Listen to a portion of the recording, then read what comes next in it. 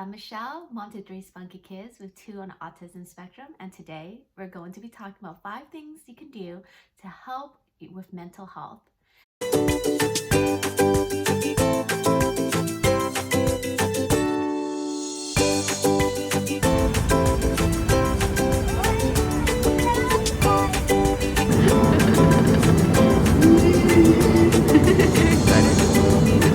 And so the first thing is something you probably are all too familiar with, and that is taking a social media detox. It's so important for us, especially because we're just dealing with so much already mentally, and we're taking in information constantly, especially with technology, as we're all aware, is taking some time away from media. And that's all kinds of media. That includes news outlets, that includes social media. And so a practice I would love to encourage you to take into place is perhaps just taking one day of the entire week to just kind of get off the grid and not engage in taking in any of the information, scrolling on Facebook or Instagram, or even checking out your local news, because our brains are constantly being bombarded with so much information. We're taking in so much that it can easily affect our mood and also our mental health. And so that's something I strongly suggest and highly encourage, is to take a social media detox. So the second thing that you can do for mental health is setting up clear boundaries. For me to prioritize the things that are important to me, I have to decide then how much of certain interactions I can have with people, and also where I have to kind of just step back a little bit.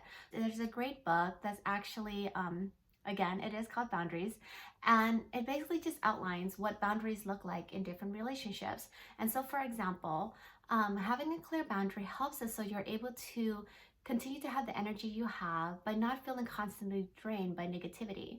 And that's not to say at all that you become this terrible friend who isn't there for someone simply to conserve your energy. But what it does is allows you to create set parameters for how you want those relationships and interactions to actually occur. And so in my case, I know, for example, that the people who need the most of my energy are my children and my husband. And so in order to set up those clear boundaries, I actually don't engage with any text messaging back and forth or really any social media until later on in the afternoon, once I actually have a chance to go about my day and how my day started. And so that way, if anyone needs to get a hold of me, I'm still able to give them some of my energy, but I'm not giving my kids and my husband what's left over, because oftentimes the people who are closest to us are those who get the least of our energies. Having clear boundaries also ensure that your energy isn't completely drained at the end of the day, and that you're not being depleted simply because someone wants to vent. And while I think it is important to make sure that you're there for your friend, if you always find yourself at the receiving end of someone's emotional dumping grounds, then that you really have to limit those interactions, because it is going to be draining for you, especially if it's not a back and forth interaction, and more so that person perhaps just giving you a call to kind of just like emotionally dump and then they move on. If you have those kind of friendships where you feel as though that person is just kind of treating you as though you're an emotional dumping ground, I would definitely set some clear parameters around that and make sure that you limit as much of, not so much of your time with them, but definitely some of your interactions. And if you have to interact with them because you are a caring and loving person, it's just making sure that it's not at the most important part of your day, or that they're aware that you're perhaps available in the afternoon but you're not available in the morning, just so that way you're able to still continue on about your day and not just kind of be someone's emotional dumping ground, because that's not good for anyone. And another thing that will really help with your mental health is meditation.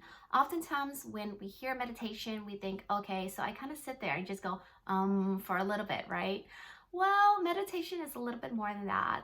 The most important thing that meditation teaches us is actually our ability to focus and be present.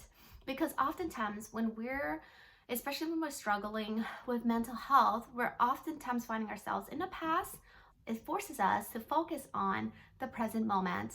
And so by being present, you're not reflecting on the mistake that you just made a second ago, or you're not thinking about the future, which we all like to think that we have control of, but we seldom do.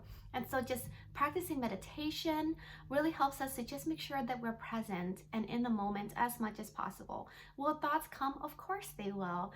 But practicing meditation, again, is a skill.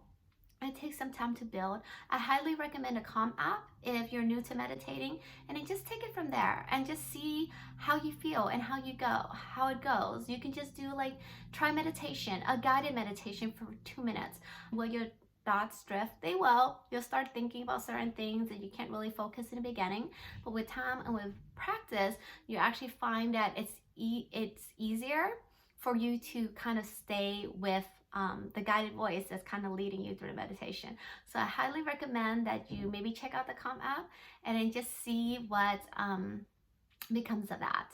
And then something else that has really helped me as far as mental health goes is journaling. Your thoughts on paper.